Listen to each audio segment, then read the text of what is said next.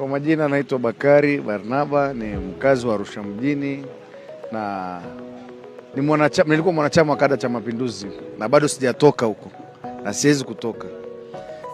Ni sisi na kadi yangu hii hapa, kama utaruhusu nionyeshe pia. Hizi stories tunazozisikia za makamu mwenyekiti wa Chadema kula pesa, kwanza hizi ni story mpya, kwa sababu hatujamuona muhasibu wala mtunza hazina wa Chadema aliyetoka kuzungumzia kwamba fedha zimepigwa.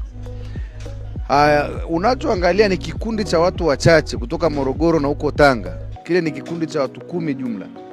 Tunaweza kusema kile kikundi kimenunuliwa, na hizi hela wanazozitumia kununua watu, Chadema haina hela za serikali kwa sababu haijaipigiwa hesabu yote. Hakuna mkaguzi wote wa serikali anaenda kupigia hesabu zile hela, sababu sio hela zinazotokana na nini, na serikali.